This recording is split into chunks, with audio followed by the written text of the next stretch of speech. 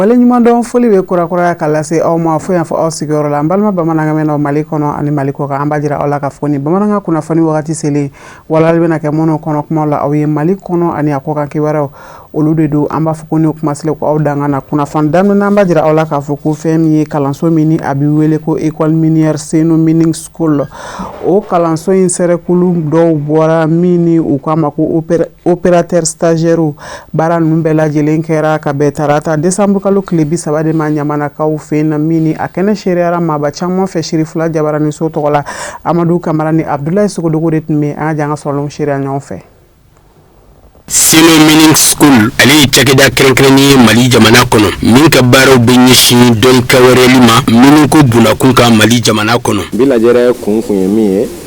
an ka kalanyɔrɔ n'o ye Seno Mining School ye n'ale kalanyɔrɔ ye kalanyɔrɔ min bilala sen kan cakɛda belebeleba min fɛ n'o bɛ wele ko Seno Mining Service a bɛ baara kɛ dugukolo jukɔrɔ nafolo kow kan kosɛbɛ olu bɔcogoyaw olu bɔliw tɛ taga dɔnniyaw kɔ kalanyɔrɔ in bɛ dɔnniya in de di sifinnakaw ma ka taa san 18 fo san 40 ani san 5 i n'a fɔ an ka jamana ɲɛmɔgɔw ye sariya kura dɔ ta ko la loi sur le contenu local donc n'o bɛ kɛ sababu ye an ka dugukolo jukɔrɔ nafolomafɛn ninnu bɔli a baara o baara ko fo maliyɛnw jɔyɔrɔ ka bonya a la kosɛbɛ o dun tɛ se ka kɛ ni dɔnni tɛ an ka maliyɛn jeunes na a kɛra cɛman ye a kɛra musoman ye o de y'a to Seno Mining Service ɲɛmɔgɔya so yɔrɔ u miirila ko an ka kalanyɔrɔ dɔ bila sen kan o kalanyɔrɔ in ka kɛ nafa ye ni sariya kura min tara an ka ɲɛmɔgɔw fɛ donc ni don nana don min n'a nana fɔ ko jamana mago bɛ baarakɛlaw la baarakɛlaw ka se ka sɔrɔ sen kan ka se ka an ka dugukɔrɔ nafolow bɔ donc olu bɛ tali kɛ mini kɔnɔna machine belebeleba ninnu bolibaga ko kan a bɛ tali kɛ minnu fana bɛ ka baara ye ka lakana sabati mini kɔnɔnaw la machine ninnu n'a tiɲɛna fɔlɔfɔlɔ la i tun b'a ye a dilanbagaw tun bɛ bɔ fo jamana wɛrɛw la ka na a dilan an ka jamana in kɔnɔ ka sɔrɔ jeunes bɛ yen u bɛ kasi la ko baara tɛ yen u b'a la ko mini baara tɛ ka sɔrɔ. Ka sanga ni u ka baaraw bolodatigiw ye Seno Mining School Service maaw kalanden minnu ye kalo 3 kalan kɛ u fɛ yen u y'u ka jɔnjɔn di kɛnɛ labɛn min b'a jira k'a fɔ an bɛ don minɛ ko bi u hakili laminen don ka ɲɛsin lakɔkɔli min tara ka ɲɛsin u ma n'o ye mansinbaw ye minnu bɛ sɔrɔ mini kɔnɔna na olu bolicogo n'u dilancogo. Voilà, an nana kalandenya la alhamdulillah kalan kun cɛra an nana an ka diplôme nɔfɛ moi personnellement n ye kalan min kɛ a ye n se wa parce que n ye fɛn caman sɔrɔ kalan in kɔnɔna na et je sais que a bɛ n permettre n tɔw cɛla fana n ka kunkɔrɔta sɔrɔ parce que fɛn caman yira n na ka fɛn caman fɔ an ye théorie b'o la pratique b'o la. n nana formation kɛ Seno Mining School la n bɛ appel hydraulique de boli tiɲɛ awɔ entreprise ka ɲi kojugu a bɛ faamu formation ka ɲi théorie ka ɲi pratique fana ka ɲi kojugu kanu dɔrɔn de don cɛya t'a la musoya t'a la n'i ye min kɛ dɔrɔn o de k'a kɛ fɛn ɲɛnama ye dɔrɔn a diyara n ye ne nan'a kɛ. Minɛnw mana formation minnu bɛ bolo a fɔ o ni sariyɛri bɛ bujan formation bɛ bulldozer o bujan mécanique et maintenance logistique et management de la qualité de l'hygiène et l'environnement. Il y a des moments où qui va bien mener pour dire à une formation parce que il y a des gens qui Mali de faire là et à si améliorer la télé. Donc maintenant on peut le dire là. On a une formation. Seno Mining School ye baarakɛyɔrɔ ye ni a lakodɔnlen don diɲɛ seligina ni bunaku kan a ka baara bɛ ɲɛsin dɔnni ɲuman mobilibow minnu bɛ sɔrɔ mini kɔnɔ olu bolili ma minnu bɛna nafa ɲa Mali jamana ye don nataw la sanu bɔ ko bunaku ka Mali jamana kɔnɔ. Seno Mining Service ye entreprise sous-traitante ye malien entreprise de don an bɛ baara kɛ mini kɔnɔ ka caya kosɛbɛ kosɛbɛ an bɛ baara wɛrɛ fana kɛ i n'a fɔ sira dilanw ani foragew mais baara in fanba bɛ mini kɔnɔ baara de kan kosɛbɛ kosɛbɛ mais an y'an sɛgɛlen don sisan formation na n'o de ye ka jeunesse kalan machine bolila parce que o ye défi ba ye an ka baara in kɔnɔna la opérateur ɲɛnama sɔrɔli bi a ka gɛlɛn fɔlɔ an bɛ bɔ ni mɔgɔw ye kɔfɛ de jamana wɛrɛw la ka na pour que ka se ka na an ka machine dɔ piloter mais maintenant confronté à cette problématique vraiment on a songé à créer ces centres là an ye ni centre in bila sen kan n'o ni kalanyɔrɔ ye pour que ça ka malien jeune ou kalan machine bay bolla pour que ça ren nafa nga secteur d'activité kon anga bararo ko nala woni ni la seulement o de ni seben sur de nous ka attestation au cas de fin valerment les boubou ni de fois discours qu'on a la 100 au cas donc a fois ni kalan school qu'on a là on est opérateur grand santé nous on machine de la grand santé parce que ni ça c'est barado là mais barain ka ke na kana ko fana da wana problème on a base bu ko so ani kalan machine fana ani kalan la kan ko na sécurité parce que oui chara galen min ko la de ni sera bara ko chara galen ko la ka tiala fi tara change wala na fa wala min ko na tikeli ite problème soro an bɛ aw la dɔnniya k'a fɔ ko seno mining service n'a sigilen bɛ mali jamana kɔnɔ ɲinɛya san 13 ye a ka baaraw bɛ ɲɛsinnen bɛ dɔnni kɛwureli baara kɛkoɲuman jibondow labɛnni siraba dilanw u n'a ɲɔgɔnna wɛrɛw caman u ka nin lajɛrɛ in n'a tun bɛ tali kɛ jɔnjɔn di ma ka ɲɛsin opérateur stagiaires ma minnu ye kalo 3 kalan kɛ u fɛ yen nɔ. Kunnafoni na sira wɛrɛw fɛ an b'a jira aw la k'a fɔ ko fɛn min ye silamɛya dɛmɛtɔn Ansar bolo fara Bamakɔ rive gauche u ka laadalasigi baaraw bɛɛ lajɛlen kɛra ni o ye kalosa sigi ye a kɛra ka bɛn kari janvier kalo tile 4 ma Sirifula misiri sanuma in kɔnɔ kɛnɛ ɲɛmaya tun bɛ Sirifu bolo Baba Keyita ka sɔrɔlen Samayira Sanogo a bɛ n'olu ɲɛfɔ an ye. Ka hakilinajuguw kɛ baarabaw kɛtaw la ka ɲɛfɔliw kɛ ɲɔgɔn ye baara kura bolodalew kan ka kunnafoniya di tɔndenw ma ci kansɛrɛw lahala la ka sankura same foli kɛ ɲɔgɔn na o ni o ɲɔgɔnnaw de kɛra dakun ye dasera minnu ma ka sanga ni silamɛya dɛmɛtɔn Anisaru Bamakɔ rive gauche o ka laadalasigi ye min bɛ kɛ o fɛ kalo ni a kɛra ka bɛn ni karido janvier kalo tile 4 sanba 2025 ye Sirifula misiriba kɔnɔna na min baaraw serela tɔndenw fɛ ka bɔ yɔrɔ jan ani yɔrɔ suru i n'a fɔ a bɛ kɛ o fɛ cogo min na. Misiri min n'an bɛ fɛ k'a jɔ don ɲuman na anw de ka misiri don anw de ko an b'a jɔ wa mɔgɔ tɛna kɛ anw nɔ la anw yɛrɛ de ka kuma don wa n'a jɔra anw de b'a kɔnɔ fana o la an bɛ don min na i ko bi misiri ye a ye page fɔlɔ ban an bɛ filanan na u y'a lase an ma yan sisan k'a fɔ a kun bɛna da 2 de la mais kelen farala kan bon kelen min farala kan kɛba wɛrɛ t'a la ni anw tɛ an k'an cɛsiri mɔgɔ si ka n'i bolo makuru parce que si bɛ ko dɔw la ka tɛmɛ a kɛbaga kan n'i y'a miiri bi k'a fɔ alikaba min tɛmɛna ko cɛ dɔ n'a den ye o de jɔ fo bi olu tɔgɔ bɛ o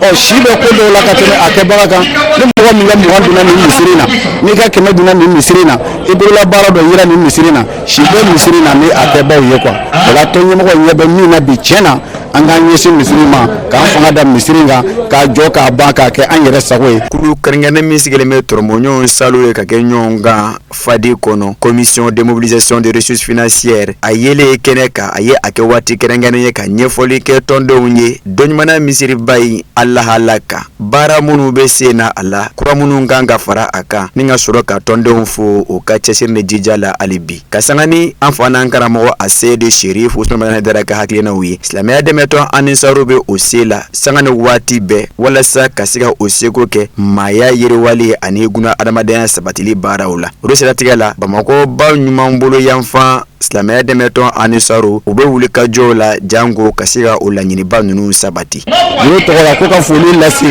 an lamɛnbaaw n'an filɛbaga bɛɛ lajɛlen ma. O bɛ alisilamɛ diinɛ ɲuman yiriwali ɲɛkun kan depuis lawalefa bi an balakaw ka bɔ silamɛya dɛmɛtɔn Anisaru kɔnɔ o nisɔndiyara ni kibaruya ye min dira o ma ka ɲɛsin dɔɲumana misiriba ma o ka sɔrɔ ka o kanusɔnw sɛbɛkɔrɔ danganamaya ni ka laban k'o ka kalenkan kuraya janko ka se ka o seko ni o damayira kɛ janko alisilamɛ diinɛ min ko hinɛ ni makari o ka se ka walankata diɲɛ fantan bɛɛ lajɛlen fɛ. An kisa bolila an ka kunnafoniw kan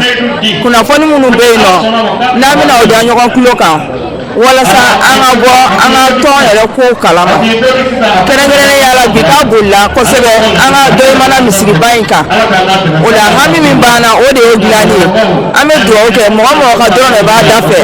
ala kana fantanya se olu ma ala ka misiriba in ala k'a ɲɛ an bolo ala k'a baara bɛɛ nɔgɔya an ma sidiya ni kɛnɛ labanko ɲuman ala k'o di an ka seyidi ma n'o ye a seyidi Sɛrifu Usumani Madani Haidara ye ala ka misiriba in ban an n'a ɲɛna ala ka musakaw nɔgɔya k'a kɛ i n'a fɔ karamɔgɔ b'a kɛ cogoya min na an karamɔgɔ a bɛ min fɛ diɲɛ ani lahara hɛrɛw la ala k'o kɛ an n'a ka denbaya ye ani an yɛrɛw n'an ka denbayaw. sigi in baaraw kɛra waati ye gafe dɔ ka se ka ta ka di section rive gauche maaw ma min bɛ maana dɔɲumana misiriba in a lahala kan nɛgɛ ɲɛ 17 waati siribula misiribaw kɔnɔna ani a kɔyanfan min bɛɛ lajɛlen minɛ mɛ k'a fɔ nisɔndiya ni farifoni a warala tumana min na Mali silamɛtɔnw ka faraɲɔgɔntɔnba o conseil islamique du Mali ma ɲɛmaaba an fana karamɔgɔ a seede Sherif Usman Madani Haidara kun bɔra a sɛnsɛnna ka don nisɔndiya ni farifoni kɔnɔ a kelen ka kɔrɔfɔta Bani Galela ka fori ta ka ɲɛsin silamɛya dɛmɛtɔn anisaru ma o ka dugujɛgɛ 21 cɛsiri la ka ɲɛsin maniviya kɛcogoya ɲumanw ma a ka ja silamɛdinɛ ɲuman warali ma silamɛdinɛ min ko hinɛ ni makari yafa ɲɔgɔnw ni kelenya ni ka sɔrɔ ka alibi ka ɲɛfɔli kɛ alisimɛ jama ye alisimɛdinɛ ɲuman kan ni o sule ye ka kɛ diinɛ ɲuman lawaleyali kan do kɛrɛnkɛrɛnnenw kɛra sababu ka sigi baaraw kuncɛ ka bɔ Mali jamana kɔnɔ an ma kunda Côte d'Ivoire jamana kan Seyda Fatima Zahra ka anniversaire hukumu kɔnɔna na Madame Konate Seyda Mimi Aidara Aja VIP a ye kɛnɛya lajɛrɛ baara dɔ sigi sen kan ni o ye conférence ye cogoya min na ka se ka taa ɲɛfɔli kɛ fɛn min ye sin bon kunkanna na baara ninnu bɛɛ lajɛlen kɛra ka bɛn sibiri janvier kalo tile 3 de ma Buakekaw fɛ yen Côte d'Ivoire jamana kɔnɔ lasigiden Jakarija Damele ka sɔrɔlo Alamedi Bari n'o ɲɛfɔ an ye Mbwake Iramarakafo Meri Konana Côte d'Ivoire jamana kan Alislamaya dɛmɛtɔn Ansaru tɔndenw ani tɔnkanubaw o bɔra i n'a fɔ kɔnɔkulu yasa kana ni conférence a baaraw sereya mun bɛ an balakan olu ka bana dɔ ko fɔ cancer du sein n'o bɛ sin bon ko fɔ o siratigɛ la wele bilala kɛnɛya tigilamɔgɔw ma o kana kunnafoni jɔnjɔn di jama ma kɛrɛnkɛrɛnya ma an balakanw o bɛ se k'u yɛrɛ tanga bana in ma cogoya mun na. An b'a fo ale ka hakili sɔrɔ ka ONG nin wele ani dɔgɔtɔrɔw u bɛna muso hakili lajigin cancer de sein na sin ye sin bana ye donc o ye an ka yɛrɛ ka fɔ musow ɲɛnɛ k'a fɔ ko ni ka fɛn fɔ ye sin na ni tɛ sin na ka kɔrɔ i y'i jija ka taa dɔgɔtɔrɔso la o ye fɛn jumɛnw de ye ni sin kɛla ko lemuru i ɲɛ b'a la sɔgɔsɔgɔ la ko lemuru fara bɛ cogo min i ye jija i bɛ taa dɔgɔtɔrɔso la ni ka i fana sumuni bɔra i sin na kuru b'i sin na ka i sin fara de bɔ la i k'i sin k'u bisi k'a ye nɔnɔ bɛ bɔ la k'a sɔrɔ sin bɛ den t'i bolo i k'a bisi k'a ye nɛn bɛ bɔ la joli bɛ bɔ la i ye jija ka taa dɔgɔtɔrɔso la o ye signaux ye min b'a yira k'a fɔ ko a bɛ se ka cancer daminɛ mais jagoya tɛ k'a fɔ cancer mais a bɛ se ka daminɛ mais i bɛ se k'i yɛrɛ tanga a ma cogo di i bɛ se ka bana kunbɛn cogo di i bɛ se k'a kunbɛn ni tubabu ko tan ko autopalpation c'est-à-dire kalo o kalo ni muso ka laada banna tile 8 kɔfɛ tile 9 tile 10 kɔfɛ muso y'a sin yɛrɛ ma la k'a filɛ ni kuru t'a la ni fɛn t'a la min t'a la ka kɔrɔ. Ni wulikajɔ in bɛ dɔn Fatumata Zahra ale ka san kunbɛn ɲaɲali hukumu kɔnɔna na o siratigɛ la san o san an fana karamɔgɔ Seyida Sherif Usman Madani Haidara denmuso n'o ye Madame Konate Seyida Aminata Haidara ye a bɛ wulikajɔ caman boloda tasibila ni k'a ɲɛsin kira sanu nɛɛma ni kisiba ye o denmuso ma Fatumata Zahra ko don. Ala sɔnna an ba n'o ye Seyida Aminata Mimi Haidara landa don a bolo san o san n'Ala ka Fatumata Zahra anniversaire jira an na a bɛ kɛnɛba dɔw labɛn a bɛ ɲɛnajɛ kow labɛn ka bɛn ni a anniversaire ye. Ala sɔnna ka sanu ta bila an si kɔnɔ nin tun kan ka kɛ a 5e édition ye. Donc tun bɛ salle de conférence la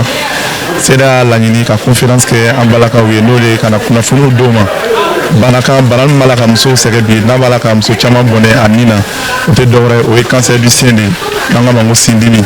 Ala sɔnna a ye mɔgɔ faamuyaliw wele n'o ye dɔgɔtɔrɔw ye o nana ka na kunnafoni ɲɛnama di kunnafoni jɔnjɔn di an balakaw ma ni bana nin kan cogo min na o bɛ se ka o yɛrɛ kisi k'o yɛrɛ tanga ka bɔ a ma. O conférence banni kɔfɛ baara wɛrɛw tugula la n'o ye ɲɛnajɛw ye i n'a fɔ théâtre kɛla karatew kɛla ka na se waladadiw ma baara de nana kuncɛ ni min ye o de kɛla an basani théâtre min kɛla théâtre kumana ɲɔgɔn dɛmɛ de kan wala théâtre kɔnɔ dɔw tun ye fantan ye Ala sɔnna mɔgɔ sur la minnu ɲɛna olu la k'u ɲɛji cɛ comme seda yɛrɛ a n'a fa o bɛ an bilala o sira min kan n'o de ye ɲɔgɔn dɛmɛ ani ɲɔgɔn jigitugu donc théâtre bolila o le kan donc karatekɛlaw fana nana n'o ye sirifila karate groupe mɔgɔw ye o fana nana ka na démonstration kɛ ka mɔgɔw lanisɔndiya kosɛbɛ an bɛ bɛɛ lajɛlen fo sabula mɔgɔw bɔla an balakaw bɔla ka na kɛ ka salle fa comme seda yɛrɛ y'a laɲini cogo min na donc baara nana kuncɛ ni min ye o le kɛla cadeau di ye n'an k'a ma ko remise cadeau Fatumata tɔgɔ minnu tun bɛ kɛnɛ kɔnɔ ala sɔnna an ba a ye cadeau d'o ma ka se mɔgɔ 100 ani mɔgɔ 50 ɲɔgɔnna ma donc an b'a fo o la a y'a nafolo bɔ yɔrɔ min na ala ka caman bila ne ma an b'a deli ala fɛ san caman b'a la bolo ala ka o jira an na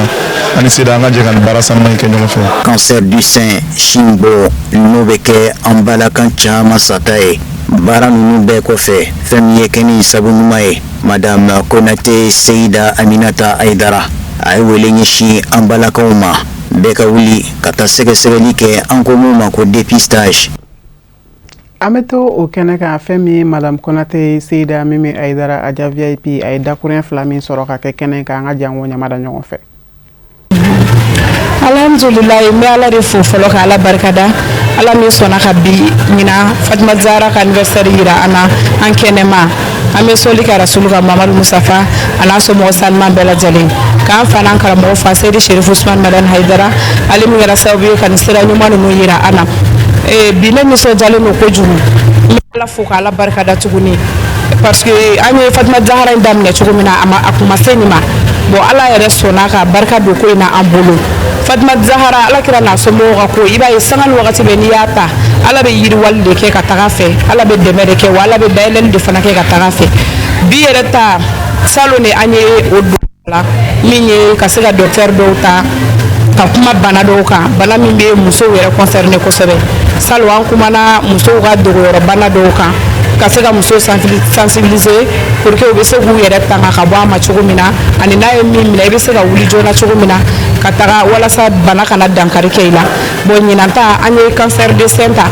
cancer de sein o ye maladie dɔ ye bi bana dɔ de don bi min bɛ ka muso ba caman de faga bi diɲɛ kun n'a kun donc an ko an ka musow wele ka na Fatima Zahara hɔrɔmani bɛɛ ye ala kira n'a somɔgɔw kanu ni nafa dɔ ye quoi bibi na hali mɔgɔ min tɛ silamɛ ye n'i sigi ka docteur ninnu ka intervention lajɛ i b'i taga yɔrɔ ni nafa dɔn i b'a dɔn i bɛ se k'i yɛrɛ tanga ka bɔ cancer in ma cogo min na ani i b'a dɔn n'a kɛra mɔgɔ min garisɛgɛ ye o bɛ se ka wulikajɔ min kɛ joona pour que ka se ka dankari bana la yanni bana ka dankari a la donc ne nisɔndiyalen don bi fo ka dama tɛmɛ ka bɛɛ lajɛlen fo mɔgɔw nana ka bɔ yɔrɔ bɛɛ an ka présidente ba yɛrɛ bɛ yan nɔ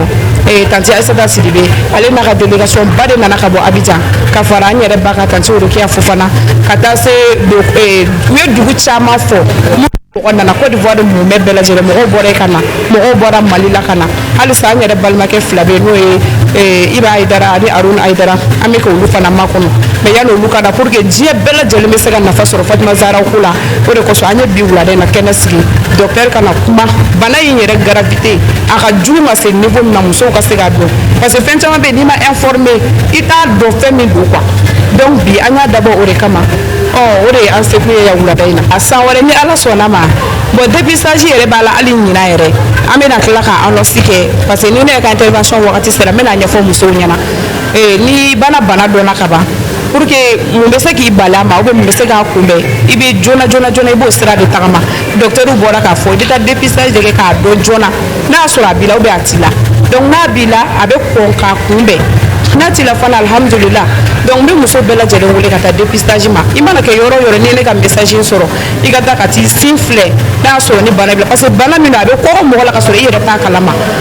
voilà n b'o de fɔ muso bɛɛ lajɛlen ye bɛɛ ka taa dépistage kɛ n t'a dɔn n'a y'a sɔrɔ ni san wɛrɛ thème bɛna boli nin kan parce que san wɛrɛ an kun ye min prévoir o de kun ye wolonugu cancer ye o fana ye bana juguba ye bi min bɛ ka musow fana faga kosɛbɛ diɲɛ kɔnɔ donc an kun bɛ k'o de jateminɛ san wɛrɛ nata la mais s'il faut que dépistage yɛrɛ de ka kɛ problème fosi t'a la fɛn o fɛn ye musow ka hɛrɛ ye an bɛ o de kama parce que an jɔra musoba min tɔgɔ la n'o ye Fatima Zahara ye ale fa ma ci foyi kama fo danfɛn bɛɛ lajɛlen ka hinɛ sɔrɔli komi ala yɛrɛ b'o fɔ an ye cogo min na wa ma arsalnaka illa rahmatan. An b'an sɛnsɛn ka taa diɲɛ fan wɛrɛ kunnafoni sɔrɔlenw kan Musa Fɔnba ale ka ɲininiw don. Burkina Faso jamana Sibiri janvier kalot le sabaka duguya dimanche janvier kalot le nanina Burkina Faba waga ana duguba flana bobo julaso yoro chamangera jamana deunye ka sabuke kuna fono kunana ne aye ka fo do ba fe kabla kapiteni Ibrahim Traoré ka fangala ka binjugo nyini ore ato Burkina jamana de umbora ka chaya duguba folola Faba la waga ani duguba flana bobo julaso ka fabela jeleke senoi formaton mi wele ko veille citoyenne no ka la nyini de Burkina fanga mi ndabo mbe na be ka Burkina ka yere ma horonya da mobi o kato sina o kanu ba de bora fabela jelela ku ka deme nyashi kapiteni Ibrahim Traoré mo ka fo jaso kana sira soro wasurasi ya daga yoro chama mene kunge ngume ka labunge hali no ya soro jamana nyama o manyefoli bake koka sokomada chafulu ka muluka lakana tikila mo bole kuno ka fanjama mine kerengere ne nyana surasi daga yoro mime Burkina Faba waga woro dugu ya vafe no ye ka militaire general Babasiye lakana tikila mo ka mobulu fene kuma mulumunu na fanjama mve kuna fone de sera do ye ajira kafo surasu keme ka wuli ka joke fa befe meme se ka to ni janva kera ke fenye janva bi se ka chienchugo mi kuna fone de sera do fene ye ajira kafo surasi nyema do usika kera ulula kafo usimbe kuina kerengere ne nyana kapiteni Ibrahim Traoré fora mamingo fangana no ye lieutenant colonel Paul Henri Sandaogo Dami Baye nega juru ku besera do usira ka suro nega juru ku besera mi ngono ani dobe pumana fanga daferi chuko kunga abarata keme ka bisimila mine tuko jamana de kono kabini aka fanga bina Burkina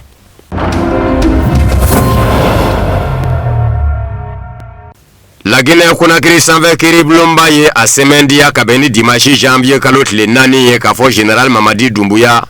kalata mingera décembre kalot le muga ani segi kwa ye seba ya tatako kele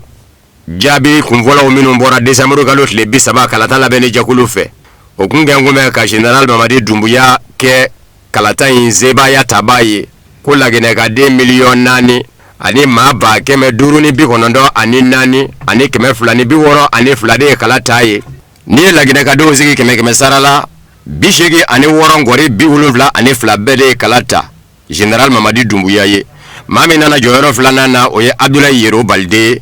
Front démocratique de Guinée o chebo kundu keme sarala woro ngori biduru ani konondonde kalata aye ma konondo nyona de kunge ngume ku kamo fanga no fe la Guinée nga fanga nyini ndo dagoro ba umino ngume la Guinée olu chama zembora kalata inafo Alpha Condé jamana nyama koroka fanga nyini ndo RPG ani fanga sinamato nyema ka fanga nyini ndo UFDG katase Sidiya Touré fanga sinamato nyema ka UFRMO nunumbela jele sembora kalata do natawla wasadeziki kalata ni sigida nyema ya so sigi kalata olu fene kanga ke la Guinée ka furanjero fanga kunje Ameriki jamana nyema Donald Trump ye ajira ka fo Venezuela ka ufe jamana nyema mine ko menye nenye ka bo fangana Ameriki jamana bini nyashi Venezuela jamana petroli ko de mosa ka sabu ke Venezuela jamana ba ka petroli hake membo amambu okuma kalata labeni Venezuela jamana kono ote Ameriki jamana kungangoye ni mai taji ko inde ka wele Ameriki jamana mo kwatna mebli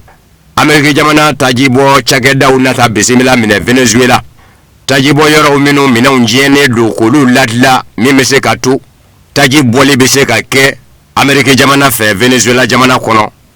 ko kalata onake adema pumaye ni labe kera pumamena kalata na labe Venezuela jamana kono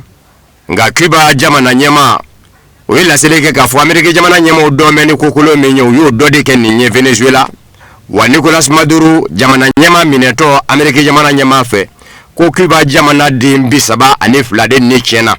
bawo olukunye lakana tigila mawye Cuba kunge ngume kaminu mbla kata Venezuela ka Nicolas Maduro lakana Cuba jamana nyema Miguel Diaz-Canel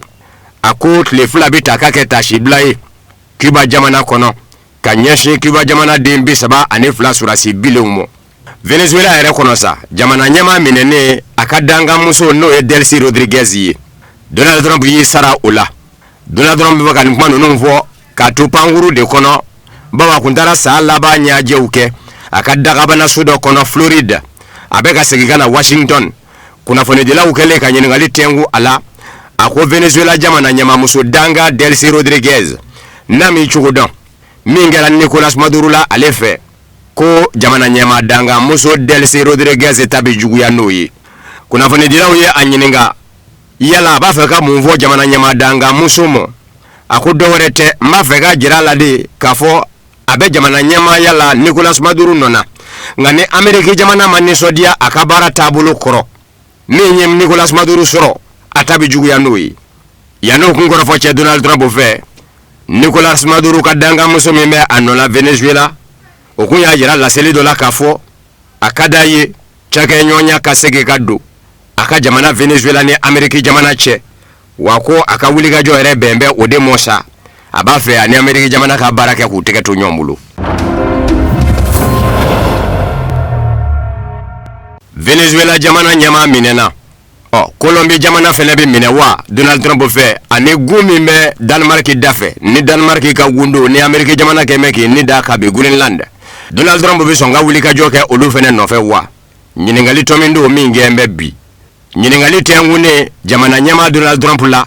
n'o y'a sɔrɔ a bɛ Colombie jamana ɲɛma fɛnɛ minɛ i n'a fɔ a ye Nicolas Maduro minɛ cogo min ani Danemark kɛrɛda gun ni Greenland a bɛ sɔn k'o kɛ Amérique jamana dɔ ye wa ani Cuba jamana Donald Trump ye a jira k'a fɔ o ni kɛli ka kan a ko min ye Colombie ta fa ye Colombie bananen don bana min bɛ Venezuela ko bana kelen bɛ Colombie ko Colombie jamana mara an bɛ maa fɛ maa min mana an bɛ maa min tɛ dɔwɛrɛ ye minfɛn jugu cocaïne dilala kɔ ani cocaïne feerela kɔ wa a ka cocaïne bɛ ka feere Amérique jamana denw de mɔ ko kumana ko Colombie jamana ɲɛma bana min kun bɛ Nicolas Maduro la o bana kelen de bɛ Colombie jamana ɲɛma la wa ko bana in na mɛn ka sɔrɔ a ma furakɛ ale fɛ a ko Greenland ta fa Danemark dafɛ gun a ko bibi in na Greenland lakolelen de don Amérique jamana faden jamanaw la n'o ye Eresila kurunbaw ani Sini kurunbaw ye olu tɛmɛnsira don wa olu ŋuɲugumaɲagaw bɛ ka kɛ nka Danemark ma ɲɛmaw tɛ se k'a fɔ k'u bɛ wuli ka jɔ kɛ k'o bali farati dun don Amérique jamana mɔ bawo sira kelen in bɛ t'i yɛrɛ sɔrɔ fɔ Amérique ko kuma Amérique jamana ka fɛɛrɛ kura Amérique jamana lakana ko n'a kɛmɛ k'o wuli ka jɔ daminɛ o n'a jagoya ale Donald Trump ka a ka Greenland minɛ Danemark la o de dakari nazarala tɔnba Union Européenne jamanaw bɛɛ lajɛlen la a ko Cuba ta fa Cuba bin dɔ don a yɛrɛ mɔ ka ban ko a tɛ se a k'a fɔ k'a bɛ kɛlɛ bi Cuba kan bawo Cuba ye jamana min bɛ ka taa sen zabara kɔnɔ a yɛrɛ ye ka ban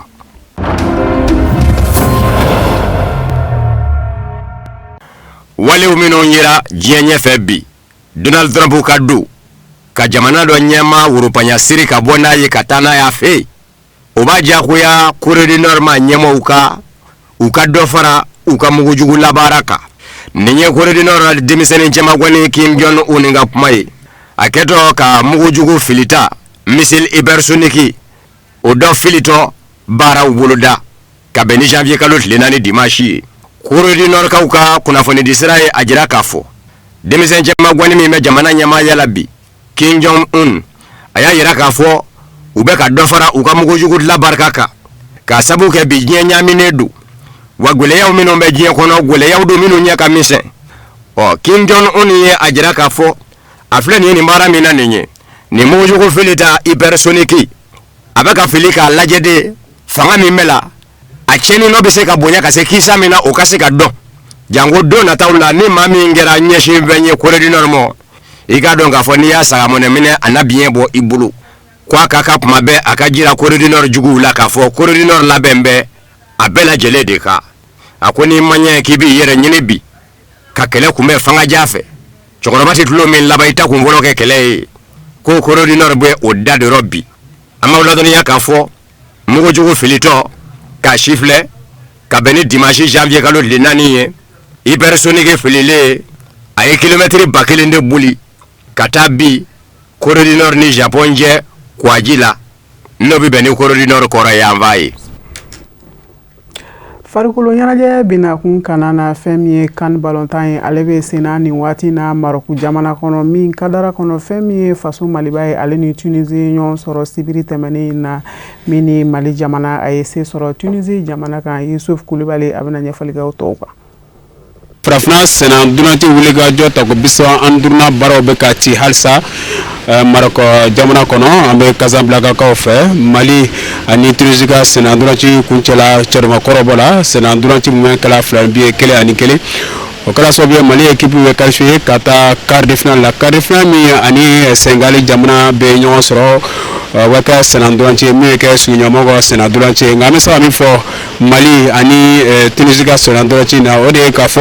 Mali jurani chamache duru de wara ka fo jurani système 4-5-1 absa fo chwa mina kada kanyanga million so ko sala o kala gele abade Mali ma kada ka Mali sena dunanti to Tunisia jamana bulo Tunisia jamana mi sena dunanti fambake sena dunanti wuliga jo konana o ga sena dunanti wuliga jo fena konana o yo Mali sema ko domine ko sala alne soro kumandola anga sena dunanti ani wuliga jo ke Tunisia o segere o ka bola fana Mali Tunisia nyon soro phase finale la Coupe d'Afrique des Nations de football la chez Nani kono Mali Sebaya fla soro Tunisia kala flanbi fly au mois de Kaseba soro Mali kan 8e de finale wal que phase de kanu watu cadra konana obara ka fo Mali fanga bag me Mali la ko sebe sena donji ira damna na ani papier kanana fana Mali ti jamana e fanga bag me jamana mina nga sena donji ka ay fengara ye donc mi Tunisie jamana ka sena donji barka bona ka wulga jo fanga bona ko sebe